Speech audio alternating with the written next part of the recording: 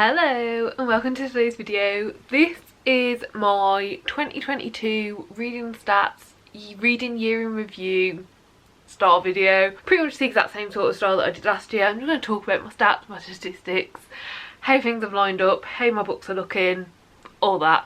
I have got them stacked behind me, but you can't see the bottom of them.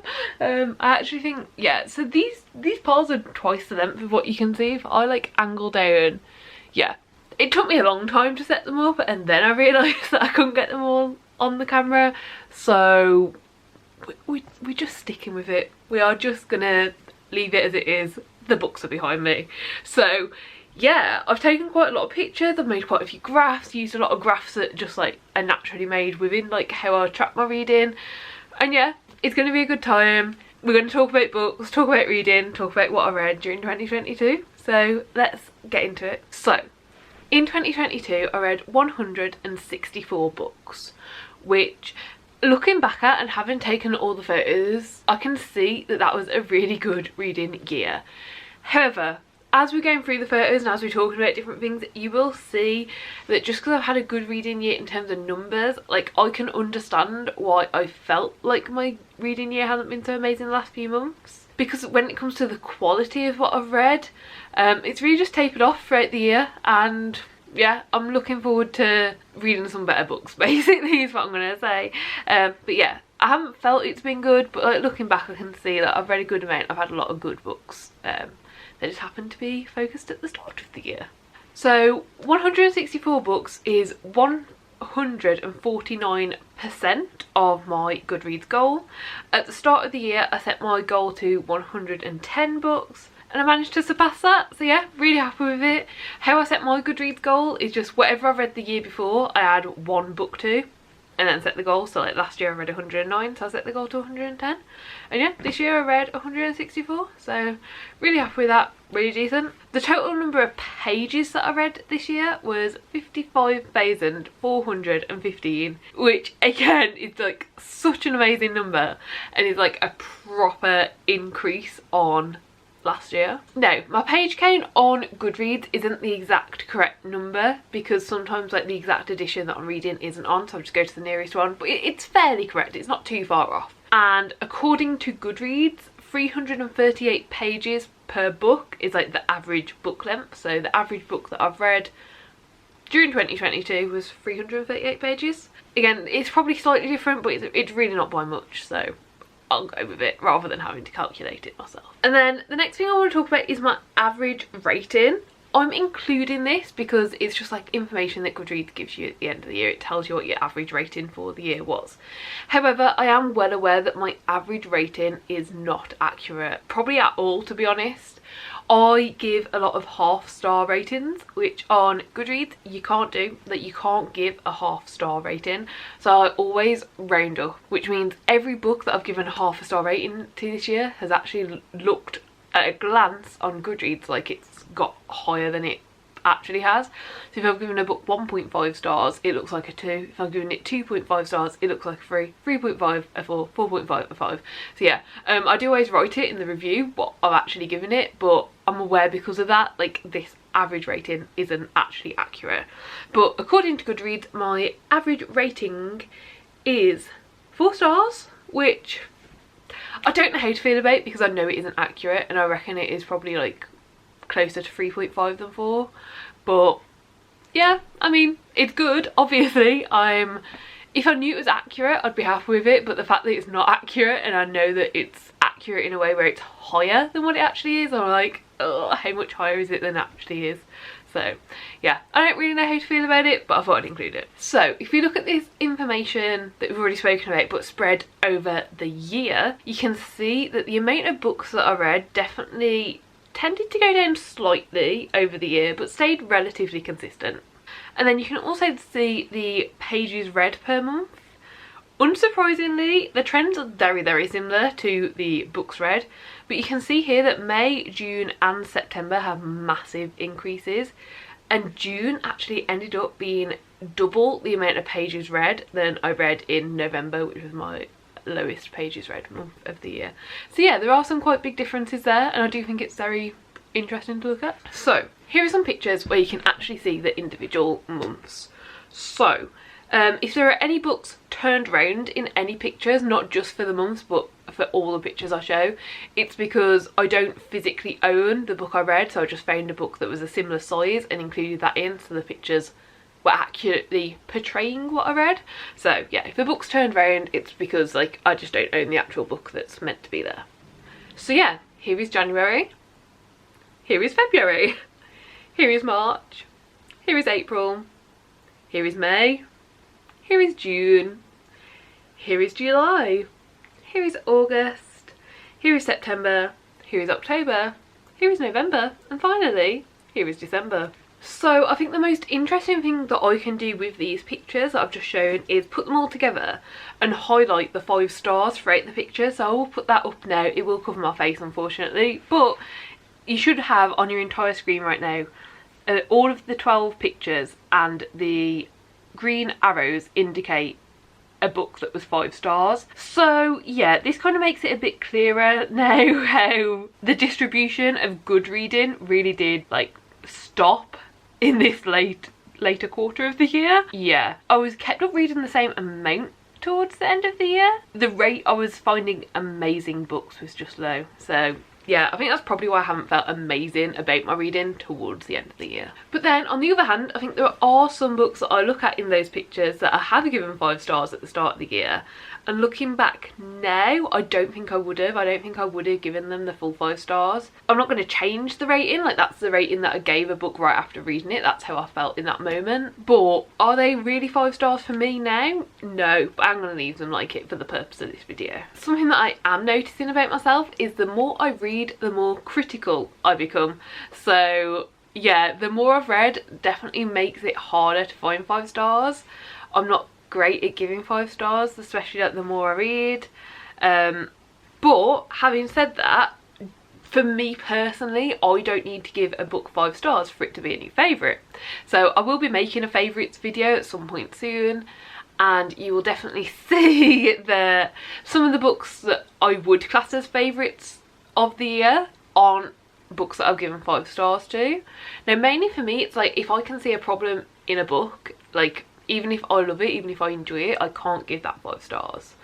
So yeah, I don't know. That's something that I'll explore more in that video, because I don't really know how that works. Like I just stick with my rating system and just see how it goes. But yeah, definitely could do better in that aspect of, you know, like the books that are my favourites should be 5 stars surely, but I haven't figured all that out. And if I put this graph in now, you can see the star rating distributions for all of the books, so not just 5 stars, but you can literally see, you know, every star rating I've given, how many there have been. Yeah, quite nicely there's a lot of 4, 4.5 and 5 stars, so that's really nice. But there are still too many 3 and 3.5s for me, honestly. Like I don't really want to read just alright books. And then I also decided to take a picture of the star ratings, but I did group some of them together.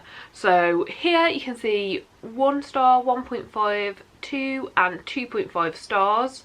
All those ratings are displayed in this picture, so these are kind of like the lowest rated books that I've read during 2022. There aren't that many of them, but obviously I prefer there to be less bad books, so yeah, less is always better. Then we have the 3 and 3.5 stars in this picture.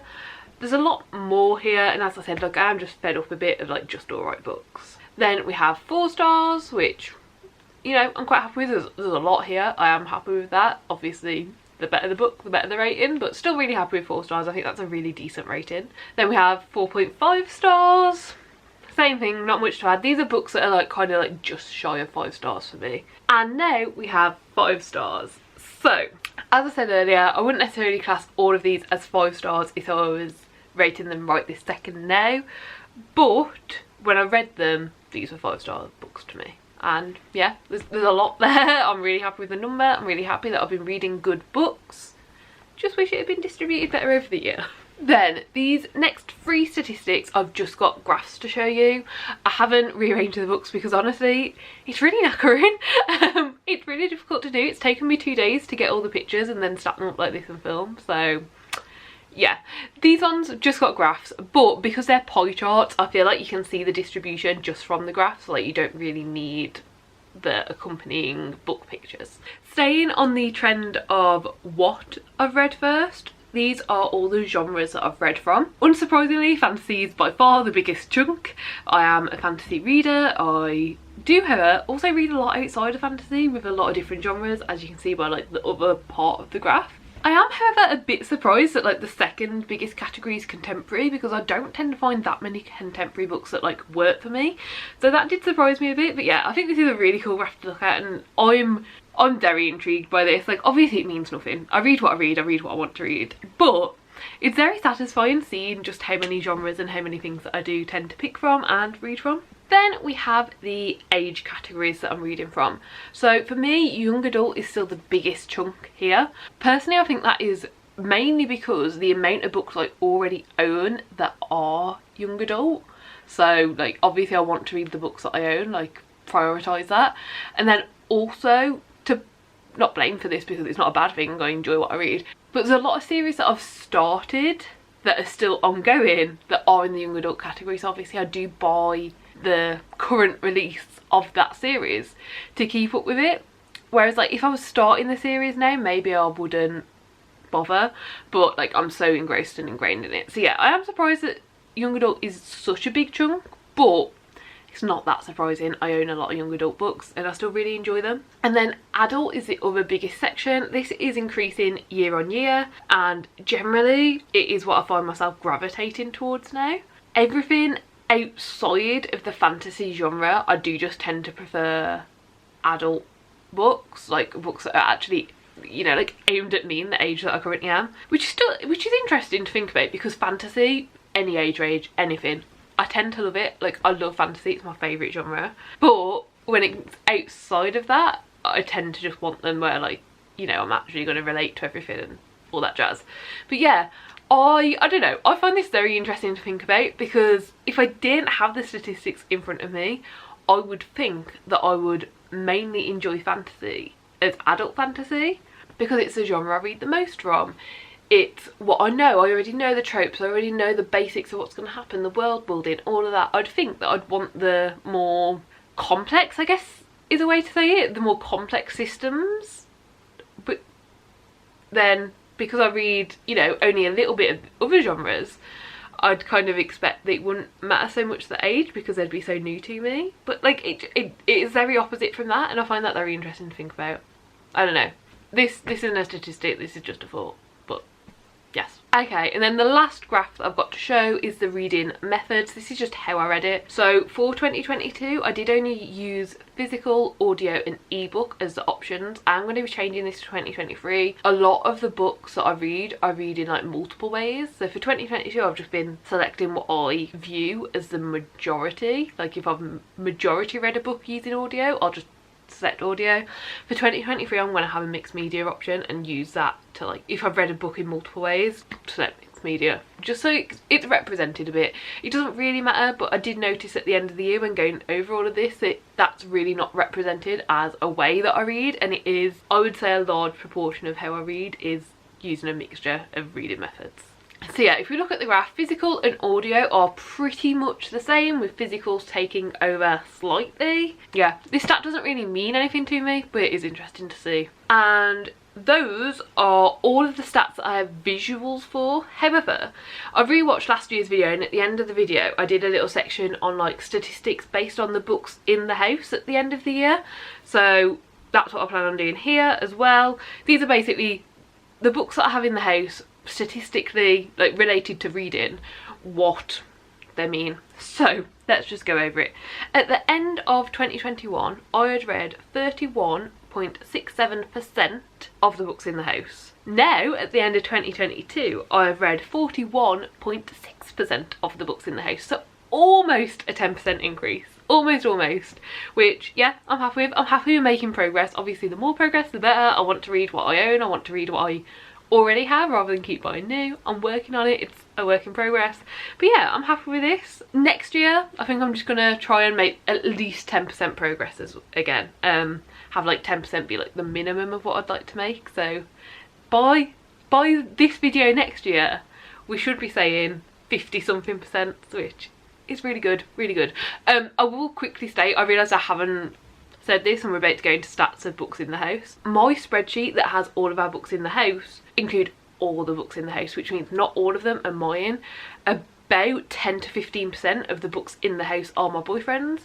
I keep them and class them as part of the spreadsheet because I might want to read them. I'm probably interested in 10% of the books that he owns, so yeah. Although not all of them are mine, they are all on the spreadsheet, and that's why I'm never going to be aiming for 100, because there's never going to be 100% of the books in the house that I'm interested in.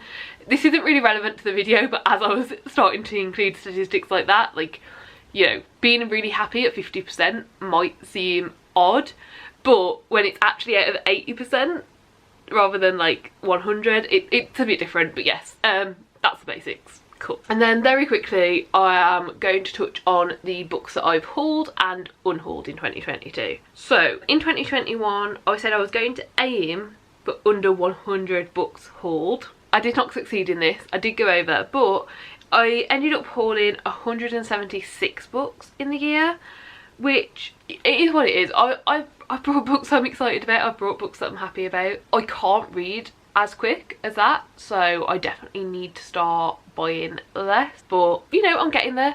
I think it was like over 300 the first year we lived in this house, and it's gone down to 176, so it's progress, and I'm going to set my goal again for next year to haul less than 100. We'll see if it works, we'll see if it happens, but yeah, definitely want to keep aiming for that less than 100 books in a year goal. I would also quickly like to add, I buy most of my books second hand. Just wanted to add that in because this seems like a big number if you start thinking about price. But yeah, like majority of the books, like second hand, new. Like, you get the point. A lot of them are second hand. So yeah, I'm talking, I pay like £1 to £2 for the majority of my books, so yeah, just putting that out there. Then moving on to books unhauled, I did a couple of quite big unhauls in 2022, which I really did need to do, and I ended up unhauling 62 books, which is cool, is great. I don't set myself a goal for unhauling. I don't have any number I want to hit, and I don't ever want to feel like I need to do that. For me, I unhaul books because I'm no longer interested in them and they're just taking up space. Like, if I'm not interested in reading a book anymore, I shouldn't have it. And in 2023, I'm also going to try and unhaul some books that I have read, because I don't normally unhaul read books that I just don't enjoy and don't get joy from anymore. So if I rated a book low and like it doesn't bring me joy anymore, there's no point in being on my shelves. But we've lived in this house over 2 years now, and I've only ever unhauled 2 read books. And that's just because I hated them so much they brought me actual anger, so I got rid of them. But yeah, unhauling read books is definitely something that I'm going to work on in 2023. It is a problem that I have. I am aware that I like to keep things. I like how books look. I like my shelves to look full. I also want them to represent me. So that's something I'm working on in 2023. And we'll see what sort of number we end up with. But yeah, whether it's more or less than 62 next year, that doesn't matter, as long as I've unhauled what I don't want and I don't have books in my life that I'm not interested in. I'm cool with whatever the number is. And yes, those are all of the statistics for 2022. I hope you enjoyed the video. I guess we'll just wait and see what 2023 brings. Yeah, those were all my statistics. That's everything I've got to say. If I missed any statistics out that like people generally do, or there's anything that you're confused about, let me know in the comments down below. Do give the video a like if you liked it, subscribe down below for more content like this, and hopefully I'll see you next time. Bye.